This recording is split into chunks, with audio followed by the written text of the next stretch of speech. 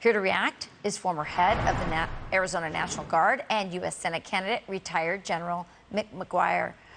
Mick, so nice to have you here on the show this morning. A lot of people are saying, of course, that Mark Kelly, the senator of Arizona, is in big trouble, and that this is why the president has approved this little bit of wall in Arizona to be built. You agree?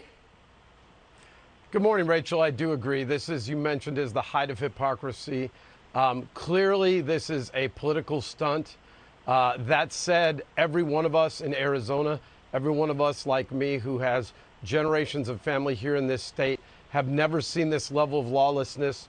You heard Lawrence and Brian just talking before this, that if you do not enforce the rule of law, the country as we know it will come apart at the seams. And that's why I'm running for U.S. Senate.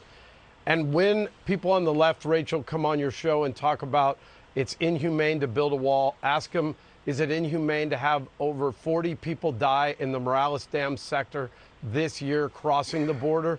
Children, young children, women.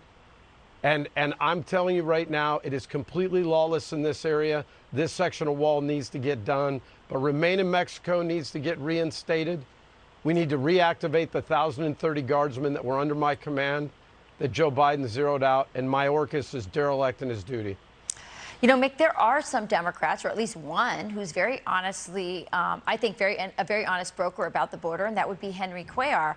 He's been, challenging his party, asking, Biden and Kamala to come down and see what's going on.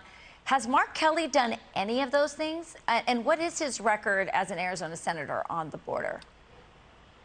Well, he's coming up on 2 years in office. Shortly after he was elected in the special election, he talked about the fact that he wanted to study the problem. Yeah. Rachel, I can take you down to the Morales Dam sector today. If we arrived in the next hour, within the next 2 to 3 hours, literally hundreds of people would be streaming across, dropping their papers and emptying their pockets before they cross the gaps in the wall, all being trafficked by the cartels. The lawless behavior is escalated into human trafficking, an escalation in drug smuggling. China is complicit with this in the production of fentanyl precursors. Hundreds of thousands of Americans are dying of overdose. And literally, Mark Kelly says he wanted to study this problem when he arrived in office. Yeah. That's the reason why they are terrified. The big money people are terrified. The establishment is terrified of my success taking him on in November, because we have to break this cycle. Yeah, well, the U.S. government's complicit as well. Thank you so much for joining us, Mick, and good luck in the primary. You bet. Everybody get out and vote. August 2nd, Tuesday, is a big primary. And Rachel, I look forward to being back on your show to talk about how a guy that got outspent 12-1 wins this race. All right. You got it. Thanks, Mick. I'm Steve Ducey. I'm Brian Kilmeade. And I'm Ainsley Earhart. And click here to subscribe to the Fox News YouTube page to catch our hottest interviews and most compelling analysis.